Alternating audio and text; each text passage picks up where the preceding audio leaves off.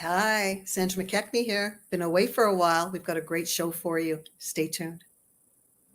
Voices of humanity,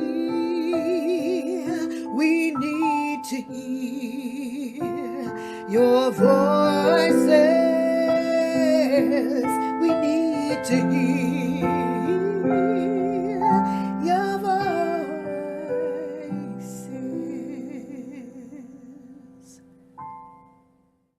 Hello, Sandra McKechnie here. Welcome, a very warm welcome to Voices of Humanity at prconnectionsradio.com, the voice of new media.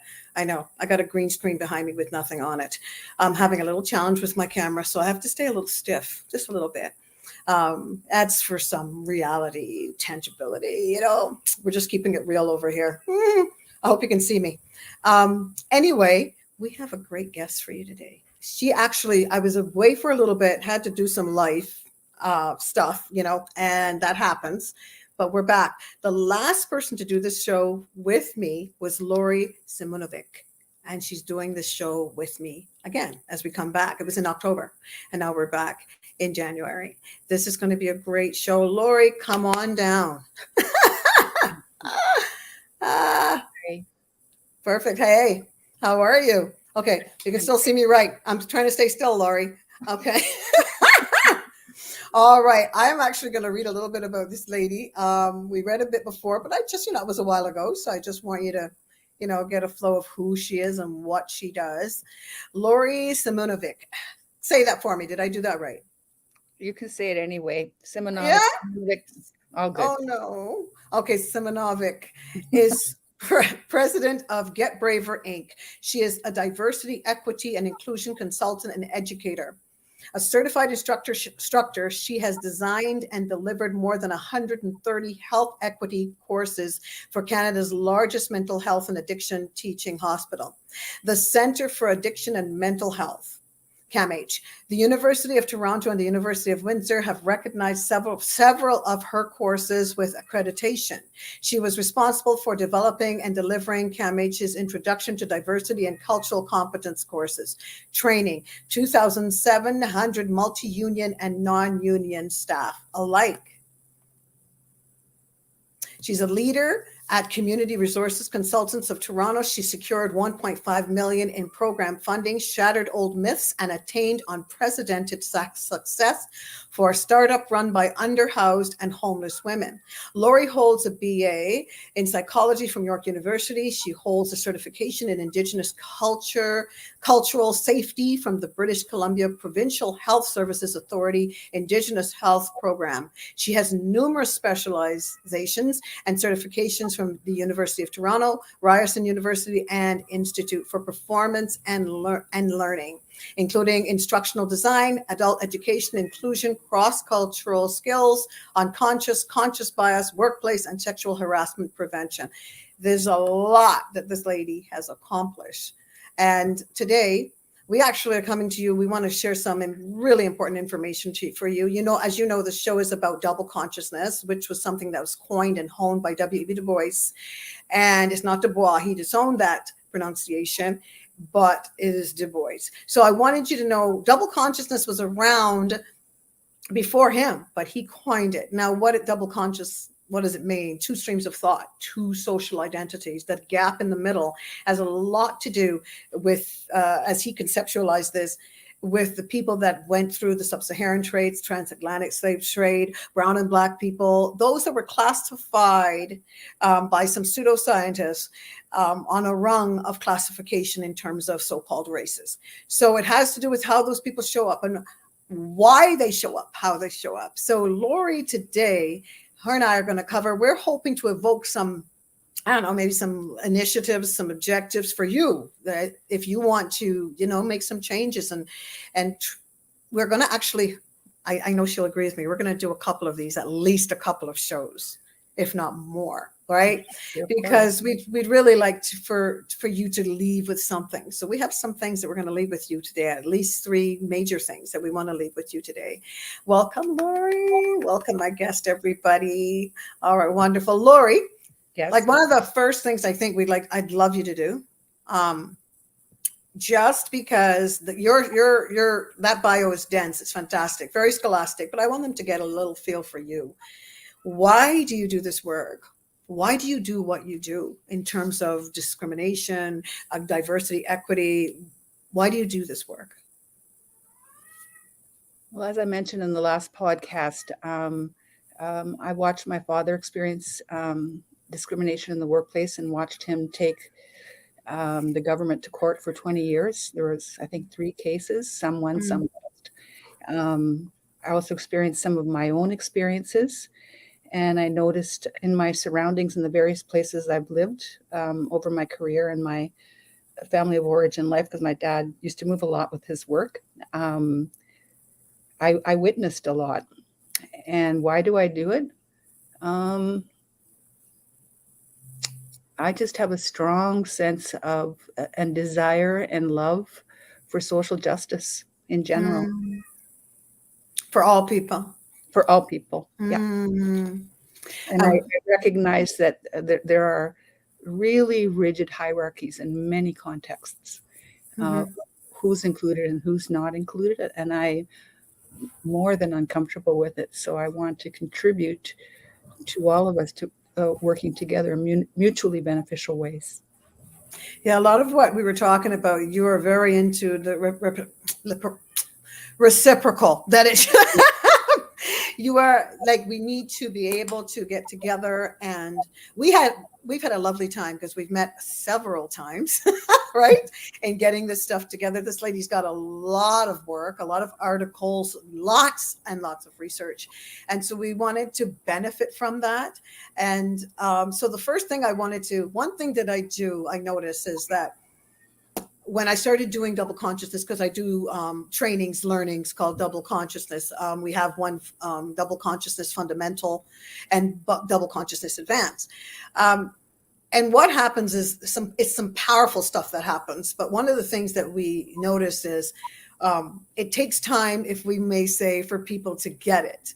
And so I was going to say to Lori, to really understand why certain groups, whether it's our Korean brothers and sisters or Indian brothers and sisters, our Indigenous peoples, First Nations, why people show up a certain way.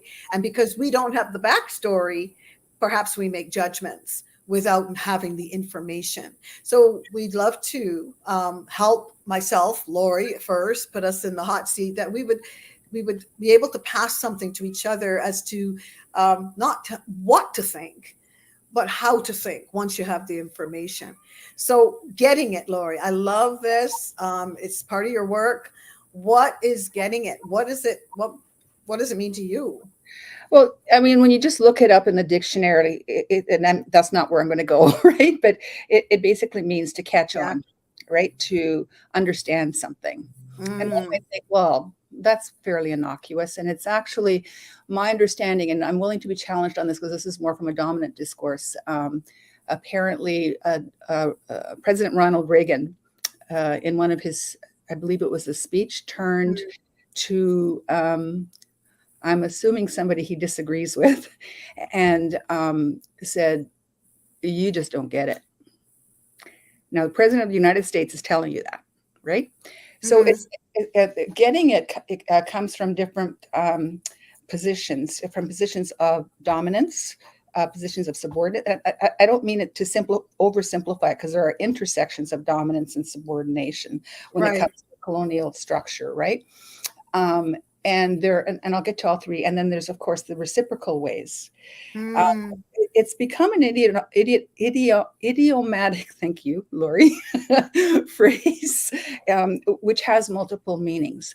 So the dominant discourse is you have to get it if you want to make it. And if you don't get it, you're going to get it. So get going or get on. Right. So that's, again, I'm oversimplifying. And you asked when we were planning the question, groups that are marginalized, that are are pushed to the margins. And if you want, and people are saying, we don't belong in the margins. This Bell Hooks wrote a whole book from margins to center. It's like we're trying to center that discourse, that discrimination and so on. And if people are going to get it, what does that look like? So I hope you don't mind, I love quotes. It's not a long one. Sure. Go It's ahead. it's by Bell Hooks from her book, Teaching to Transgress. Mm-hmm. And let's talk about help, right? Help means that all who are involved help each other mutually, join together in the common effort to understand the reality which they seek to transform. Only through such practices, and in this context, she means you have theory and then praxis is practicing that theory. Okay, so only through such praxis, which those who help and those who are being helped help each other simultaneously, can the act of helping become free from the distortion in which the helper dominates the helped. It's on page 53 in that book. So, but we're talking about whiteness and racism. So there's a process of learning, unlearning, deconstructing, reconstructing, and it's an uncomfortable process very often. If in the context of me, from my locations, we all have locations of privilege and oppression. We can unpack that for hours, right? But let's not do that. So there's three main things that I think that I'm committed to in the context of whiteness, the structure of whiteness and racism, is to acknowledge and examine my own privilege. Okay, so may I first tell you, or share with you, not tell you, Please. but to share with you and those that are listening what getting it means to me, like just sort of. Good point. Thank you. When a person becomes aware, enough to think about what they want to do about, if they have friends or family that have been dehumanized, villainized because of the so-called color of their skin or their ethnicity, their background. It could be a number of people that were classified into this race, on this rung of so-called race. So, of course, the darker the skin, the more humanized, because we were at the bottom of the rung, and the Eurocentric of individuals were first, and then you have our indigenous or indigenous peoples, and down there somewhere are brown and black people. So when getting it, even in school, you'd say to a friend, you say it to your husband, your children, you don't get it, do you? And I love that in your work, because it really is, when I started to think about it, what does getting it mean? A person becomes aware enough about to me, that's the outcome. A person becomes aware enough as to what they want to do about it. When they get it, there's an action. Getting it becomes an action, if you really get it. What do you think? Mm-hmm. Yeah, no, I totally agree. And I'm going to call myself now. I started going towards, okay, I'm going from my own location. Normally when we're talking, it's almost like I was just performing from my notes, right? And that can be okay, but we're having a conversation, right? And so when you talk about race as a social or a colonial construct, Jane Elliott, I was watching her on TikTok the other day. She said there's no such thing before the Spanish Inquisition in the 1400s. About capitalism and land, and you have a deep understanding of that history, and that villainization is very specific. So getting it is getting that there is no such thing as race, for example, that it's been proven scientifically that there's more differences in the so-called same race than across race. So go ahead. Sorry, you were going to say something. No, I was thinking when you mentioned that a lady by the name that we use in the trainings, learnings, by the name of Jacqueline Batalora, did a lot of research. Before 1681, there was no such thing. We didn't have to get it, because people were people, and apparently they could be with who they wanted to be. And that term white came in, meaning pure, supreme, came up with a lot of laws, really, when that happened. So after Bacon's Rebellion. So this whole thing is really constructed. So now we're here in the 21st century, and for hundreds of years, we've been working on getting it. And now decoloniality, getting rid of the mindset of colonization. Yes. That kind of thing. So please take it away. I love this stuff. Yes. Well, when you said that, I was going to talk about this later, but there's so many books. One is the story of Jamaica, and the Born in Blackness. Both of these give a so-called alternative. One is they're both from African perspectives, speaking to the history that you just spoke to, Mhm.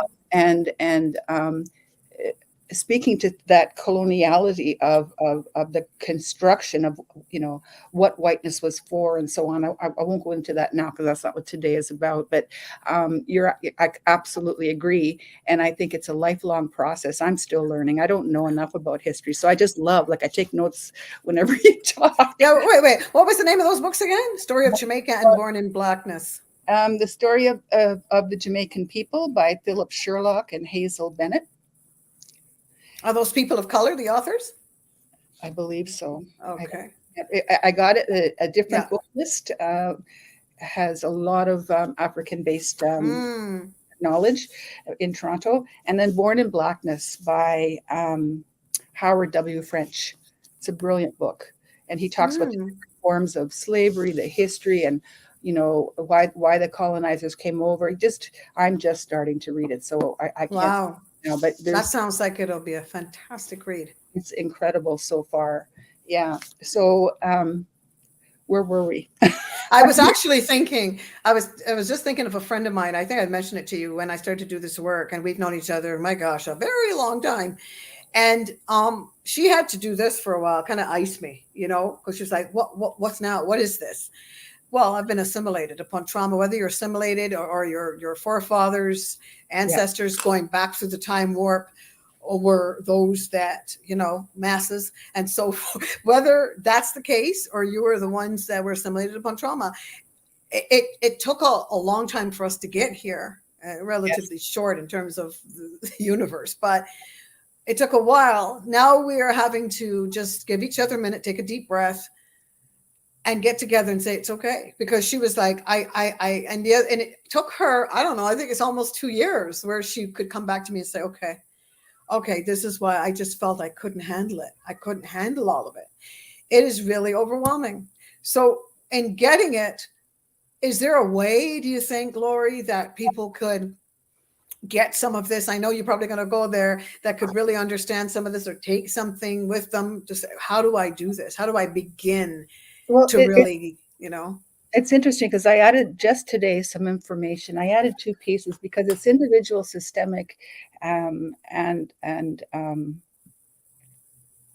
I guess working on it together, and ideologically. I can't believe I missed that. I've said it so many times. So one piece is in this context, since you're asking, is it's about knowing ourselves, right?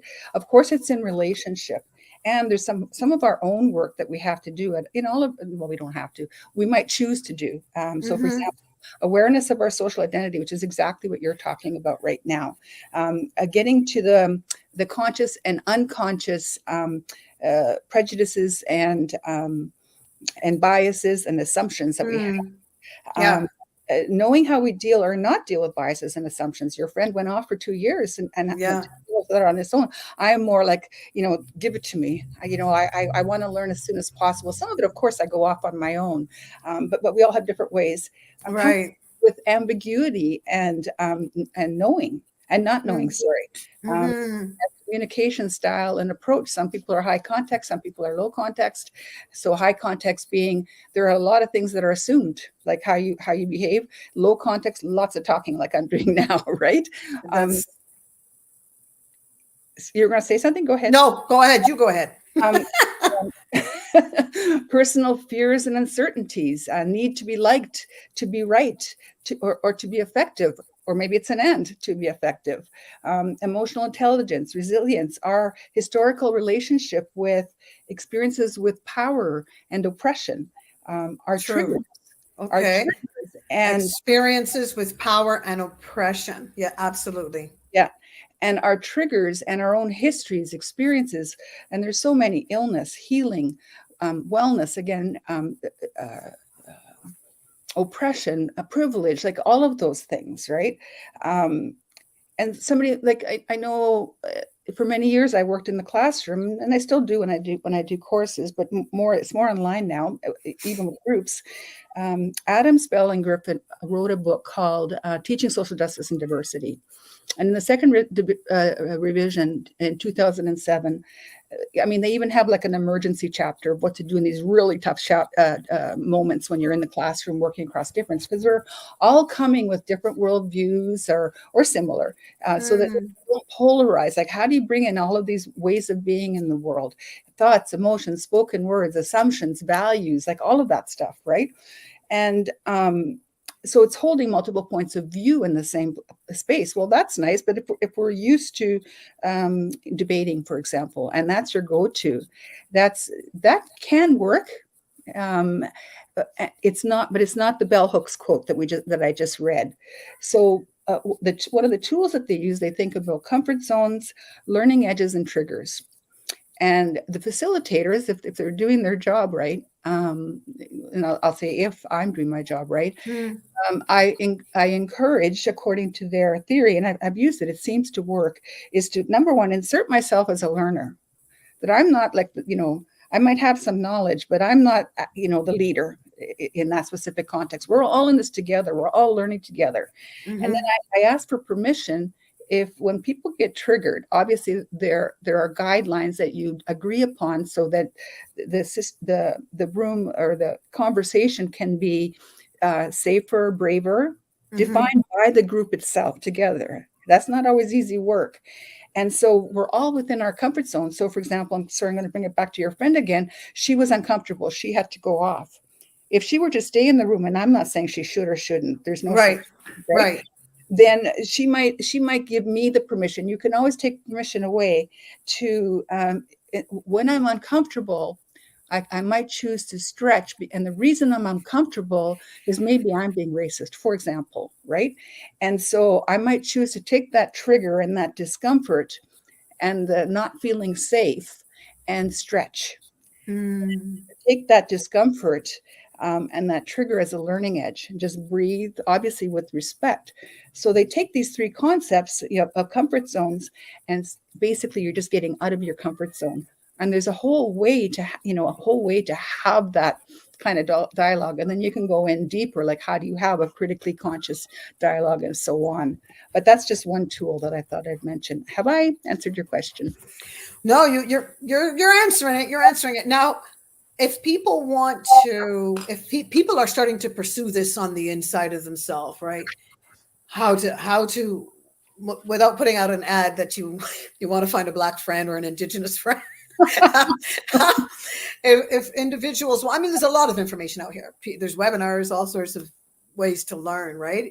But you're saying it's more that we have to have the mindset to do it. I think representation of the, I don't know how else to say it, of the people, right, Mm-hmm. has to be there, right? Mm-hmm. It's also an analysis, because if somebody has internalized imperialism, for example, or internalized domination, or internalize, an inclination to dominate for whatever reason, because I've been trained that men behave, or an oldest child or a white person, people are sometimes trained to take over, right? Right. Taken on as domination. So ask me the question again. I feel like I'm getting off track again. Oh, that's okay. That's okay. I was just thinking of the mindset, because I'm thinking of my friend and the mindset that individuals, everybody's going to be different, right? So when she approached me and came back and we had dinner and we had a nice time and talked about things, it was more that because of where she is coming from, she had a lot of things going on in her life as well, in her past, in this our generation, right? So she wasn't ready, because it depends on what people are going through, right? She wasn't ready to really take this on. And we are so close, but to not be able to even come to my, the trainings and the webinars and, you know what I mean?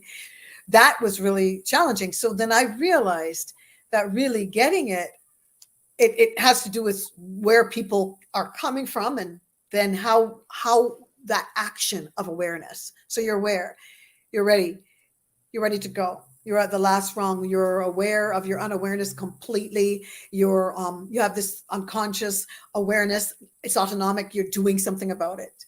You've turned it into an action.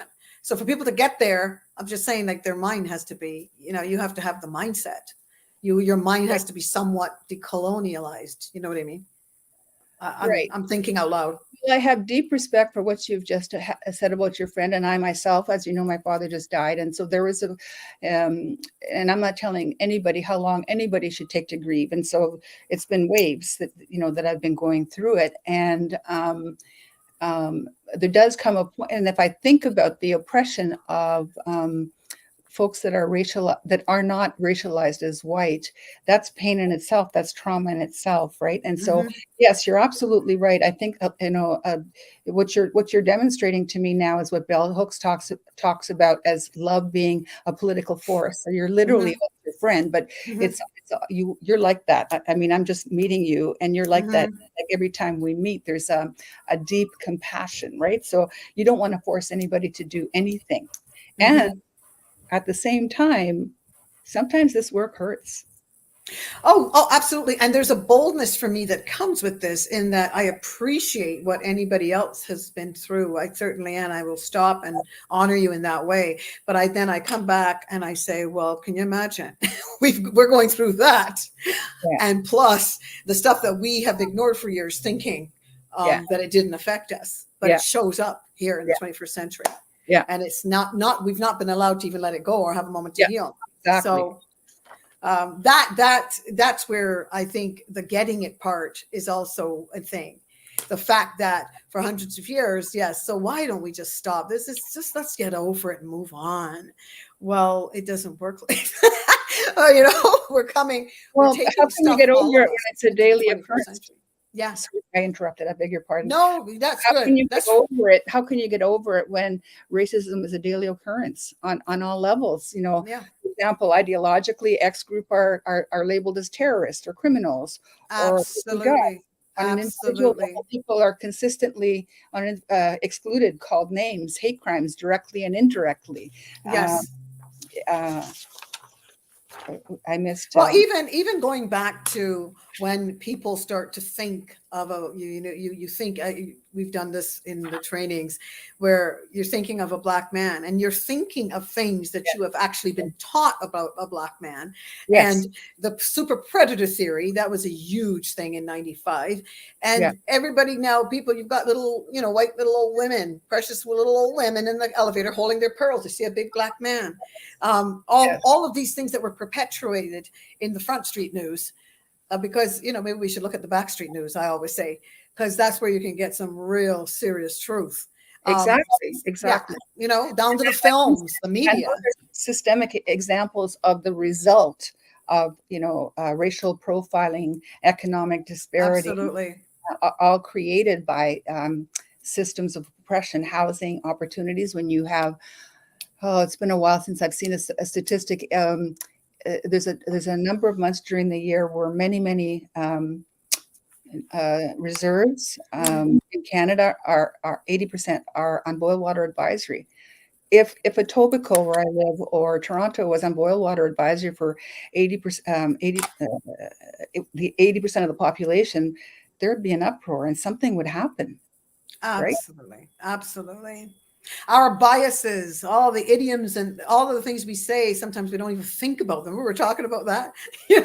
Every time I go, okie dokie, Smokey, I think like, why do you say that? Yeah, There's good. just becoming aware of things that may be silly, but why do we think, you're not an Indian giver? Like, where did that come from? We think of all of the nonsensical things, excuse me, make an adjustment for myself. Is that where do we get the things from, the hurtful things that we repeat, and when our doors are closed and we're with our own family, the things we're sharing with our children, getting it has a lot to do with the way those things have permeated us as people, as nations of people. You know what I mean? Yeah, and even that term that you just said about the giver, that comes from a beautiful tradition that got turned into something ugly because of Mm-hmm. white men's wanting at the time didn't like the way that Indigenous people were giving in different tribes. There were There different you go. and they thought it was over the top to be doing this, Mm-hmm. and got turned into something ugly because it was out of their control. It was too much, right? That's a good FYI. Mm-hmm. And I see more of that is the case. It's just like when I told you about my Indigenous sister that came on the show. She's been a couple of times. She said, it's interesting. We love the outdoors, and people assume that we're just drunkards. So you people see someone outside, we're connected to the land. So, but she's aware that so many other peoples are indoors, sloshed. You know what I mean? Yeah, that absolutely. are right. And so I think that we kind of, for each other, getting it. I want to be able to get it for my Indigenous brothers and sisters on some level. I'm not in their skin. I'm not in their what they have gone through. I'm not there, but I don't know to what level you think that we can get it. I think it's a lifelong process. I still don't Right. get it a lot of the times, and I want to learn. That's why literally, even if I get called an expert, like I say every time insert myself as a learner here, classroom, online, wherever. But this is an ongoing process. Do you want to move to rebuilding and reclaiming the stage? Sure. Okay. What does it look like? This thing is it's moving. I'm having trouble today. I started to speak to that a little bit. I started moving into it. So there's 3 key points. Yeah. Acknowledging and examining our own privilege.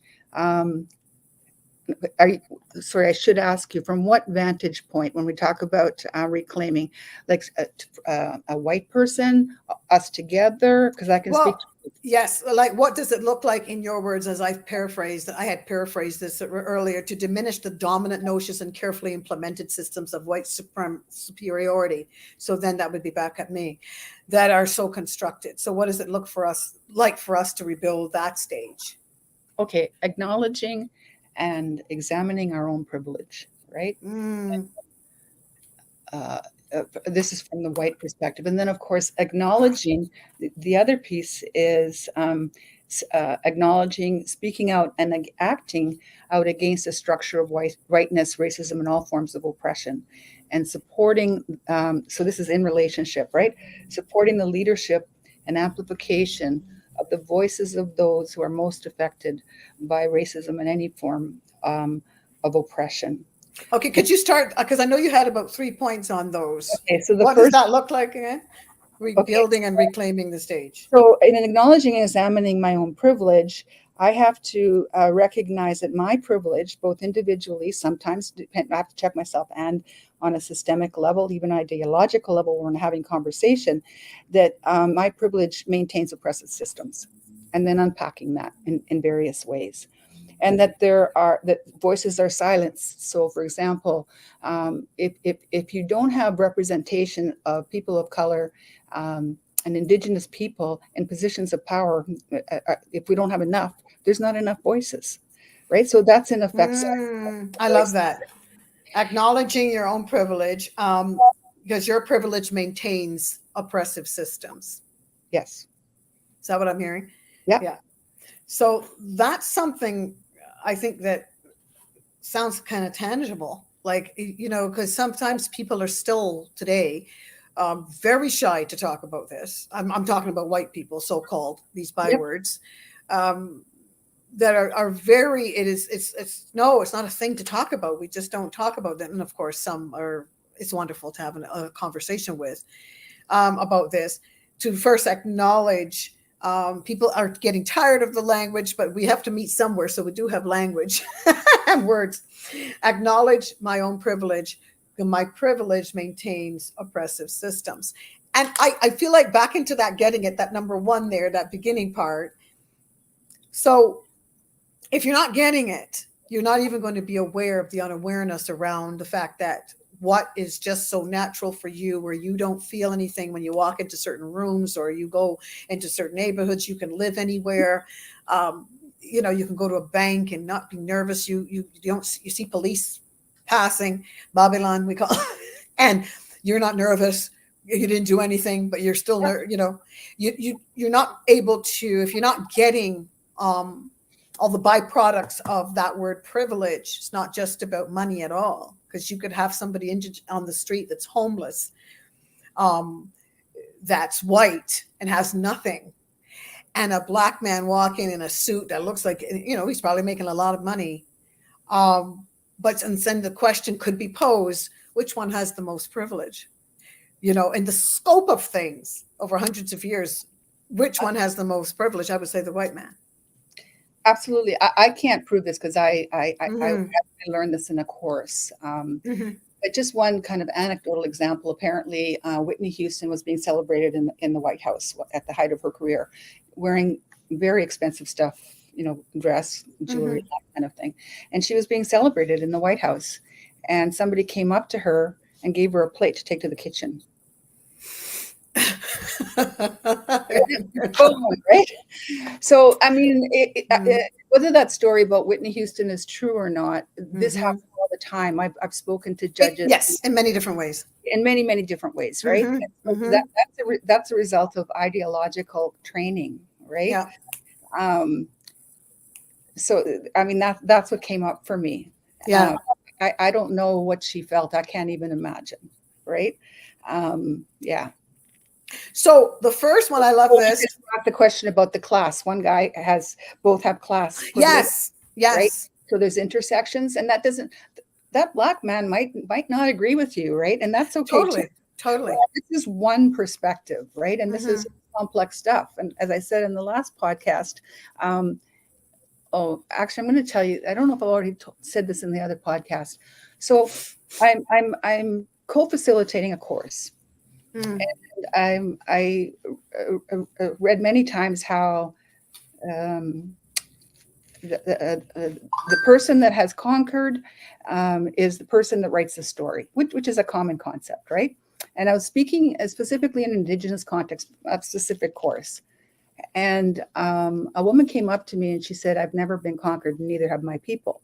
Mm-hmm. And there's so much I didn't study. And I wasn't embarrassed because I had invited the feedback, right? But I wanted to know how to handle that moment, and felt deeply sad at that lack of knowledge on my part. Mm-hmm. And so I did a lot of studying, learned a lot more about, sovereignty and what that meant and how that still exists in tandem with the oppression. And in her case and in her collective, that wasn't so, right? Because there are many, many nations in Canada now. There's, I think, 600. I think that's how many there are, different Mm-hmm. and so on. So I asked her for permission to teach me about that mistake. And we ended up having a conversation in the room. This work isn't easy. We're going to make Oh my God. Absolutely. And just for clarification, this example I give about the Black man walking, looking really great, fantastic with his briefcase, and then the white man on the road that's homeless. The reality is, that white man had class privilege. I got you. That's a different. Right. But I mean, if it's interesting because it takes one person for that Black man, one person that is not aware of their unawareness, as they flaunt privilege, something that's passed to them that they maybe unintentionally. That's what the biases are about, right? Unintentionally, maybe, and it's happened so many times. I've seen it. I've coached with it. It's incredible. That people can be wonderful to you. They'll go to the continent of Africa, build a school and a church, but and still are able to be domineering in terms of flaunting privilege that is in their epigenetic cells, things that they may not even be aware of, and oppress others. So it can take a few of those, and that Black man's lost his job, his status, So right. What is maintained in the system of privilege, for example, in 2021, Stats Canada, I think it's Stats Canada, I can look it up again. The median salary for white people is $40,000. The median salary for people that are not racialized as white is $30,000.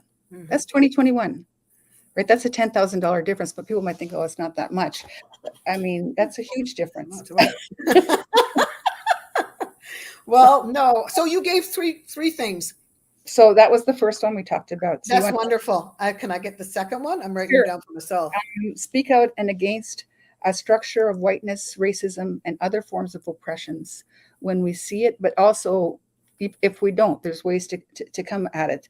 So one of the ways to do that is to acknowledge a cultural power that was created and maintained by the history of colonization. And so is that acknowledging that within oneself, like privately, just sort of being aware of that, or how does that work? I'm not saying to go out and be saying it all the time. Actually, I do that. I hope gently. Everybody makes their decisions on what they're committed to, right? So yes, what does that look like? Because It's acknowledging, for example, support the leaders. Okay, it's acknowledging that two of the richest people in South Africa, for example, own the same wealth as 50% of the population. That's a result of apartheid, right? 50 again in Canada. The word racialized gets used in more than one way. And in this stat, racialized was meant people of color. So racialized people, the unemployment rate for racialized people in 2021 is 11.2%. And for white people, it's 6.9%. I'm convinced it's like, no, it's a part of the project, right? It's not, there's a myth of meritocracy, and I can go to deeper, more startling statistics, but it's in front of us all the time.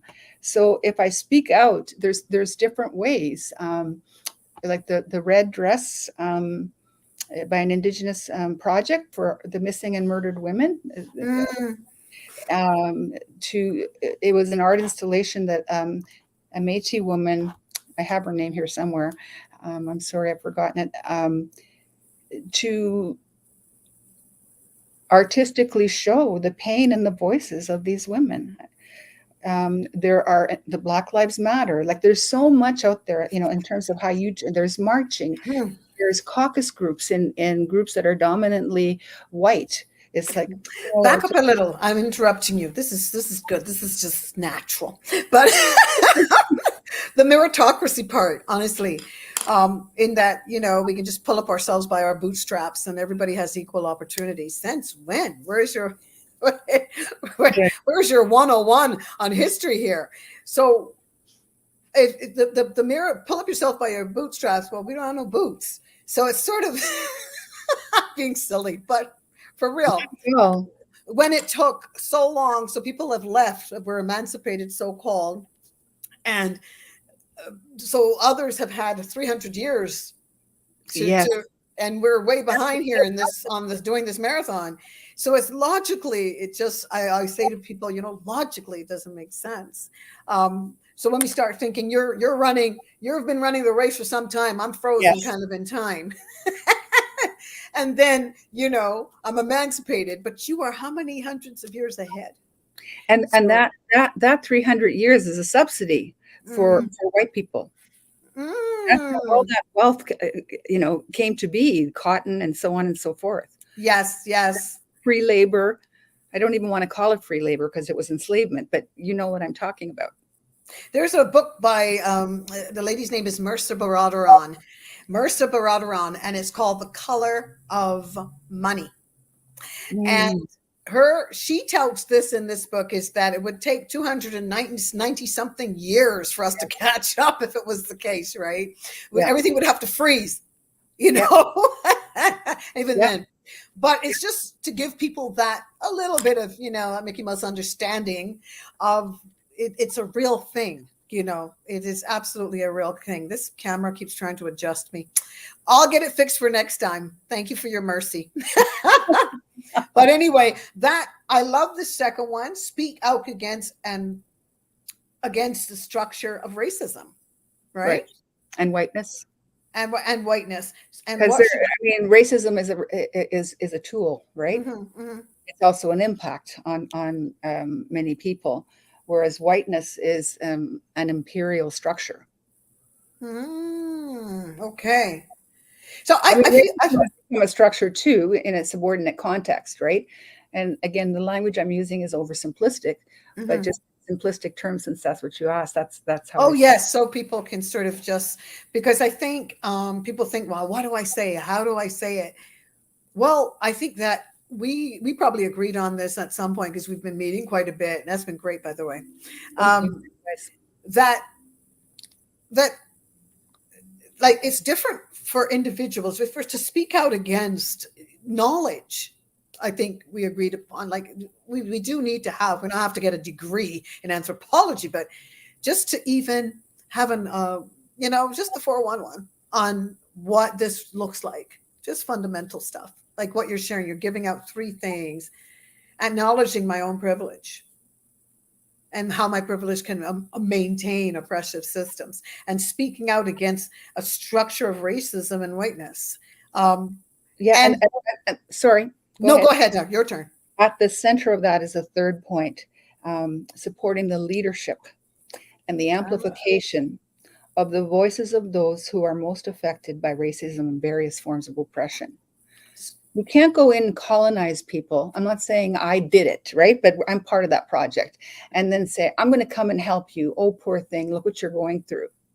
I've made that mistake where I talked to a really powerful a Black woman. That's how she self-identifies. And I say, oh, racism is so terrible. Meanwhile, she's got all these, it was more in an intimate context, but she pointed out to me, my life is much more than racism, right? Oh, and my goodness. Absolutely right. But as white people, sometimes I think, oh my God, we just go there. And because I had a more emotionally intimate relationship, I would go there. Whether I was right or wrong wasn't relevant. What was relevant was the impact on her. And I thanked her for that because. Wow. So, you know what I probably should do? I think this would be great. When I put the video, when we throw the video out, I should put these points, like just the 3. Sure. You know, because the people may want something, and I hope you guys do. And it's really important stuff, because we've been taught for so long how, you know, what to think. Even in the educational sector, we're taught what to think, not how to think. And that's the makings of that's like a slave formula. You know, if we get the information, you know, we can. You know, the big thing that I learned from an Indigenous elder, he's a friend and colleague, non-interference, right? Do not impose my values, beliefs, and assumptions on anyone, even if it saved my life. Do not. Wow. That is, we often, when we debate, we're imposing our assumptions and values and beliefs. And then when we act on that, we have to learn how to think, feel like a whole new lexicon. That's why language changes. Yeah. Right? Because the language is set up in a way that there's a dominant position and there's a submissive position. And maybe interesting. Yeah. And if we're going to move towards more reciprocal ways, like you think of marriages, even, I'm not going to go there now, like, or relationships, of how people have a hard time dealing with conflict, for example. So that's another one that's really important this way. Like in this context, how do you deal with conflict? When you do a partnership agreement, for example, I sat down for 2 years with one group, 2 years, because I knew the money was coming, right? And so what's my role? What's your role? Whose money is this? Like what happens when there's conflict? There's all kinds of stuff. You know, I can get into the nitty gritty of that kind of stuff. You know what? We're going to have to get into the nitty gritty next show. We started late because of my technical difficulties, as you can see. But Lori, we thought this would happen, where it would be. But we are going to remember, and I want you, though, please, could you repeat those 3 areas again, just for the sake of people that merely may want to, rebuilding and reclaiming the stage. That's sort of what that looks like. Acknowledge and examine our own privilege. And so there's the different ways that I described. Speak out and against a structure of whiteness, racism, and all forms of oppression. Support the leadership and amplification of the voices of those who are most affected by racism, whiteness, and various forms of oppression. Nice.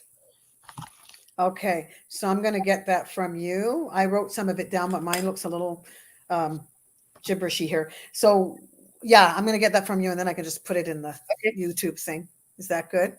Yeah, for sure. Thank you. Thank you. You're a doll. And next time I'll be ready. I'm fading away here. Everything's blurry. So Lori, thank you so much. We only touched the surface here, but we will get into it very soon again. Lori's going to be coming back with us actually very soon. We're going to this will probably take 3 or 4 shows, but I think it's important to always leave you guys with something. Remember, it's not our fault, but together we can do something about it. And we have just a little video for you, station identification. Hang in there. I'll be right back. Hi there, I'm Sandra McKechnie from Double Consciousness. Double Consciousness looks like this: cultural sensitivity, cultural awareness trainings. I've been doing it for 4 years. We're going into our 5th year, our 41st time on Zoom, and we're doing it. Would love you to join us. The next thing that I do is I'm a certified life coach holding space for clients in the areas of cultural awareness and sensitivity, right? So people that may have a challenge and they just want some space, a consultation, coaching opportunity to unpack implicit racial bias. Everybody's welcome, and we would love to have you in the trainings or book a consultation. And we have a free opportunity, 15 minutes, if you want to have a chat and get to know me and find out where you fit in that. The next thing that I do is I am a host for Voices of Humanity out of prconnectionsradio.com. If you want to be on my podcast and you're a fit, because it does have to fit with the show, has to complement the show and the network, I would love you to get in touch with me. And I'm also, from my heart, and I've always been a singer-songwriter, and I love this stuff.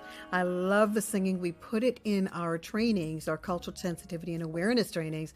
So sometimes I just sing just like this. You're all that I want. You are all that I need.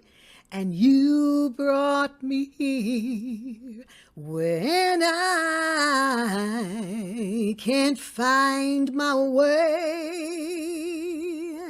You're all that I need. And you brought me here to pray. You should hear that with my keyboard player. It's to live for. Thank you so much for your time. I hope that helps you to know who Sandra McKechnie is. Take care. Bye for now. Wow. She's so cute. Oh, Lori, thank you. Thank you for being with me. We're going to be doing this again. Okay. And we are actually going to be getting together, everybody, for us to, like, we really love to take this apart. You wouldn't believe the amount of meetings and work, really to think about it, because we want to start thinking, changing the way we think as well, and how to think. We want to know how to think in terms of how it relates to us personally, how it lands with us. That's so important. So take care of yourselves. Lori, thank you. Applause, applause. We are grateful to be here to share this information with you. Sandra McKechnie here, Voices of Humanity at prconnectionsradio.com, the voice of new media. Thank you for your time. Thank you. Say bye, Lori.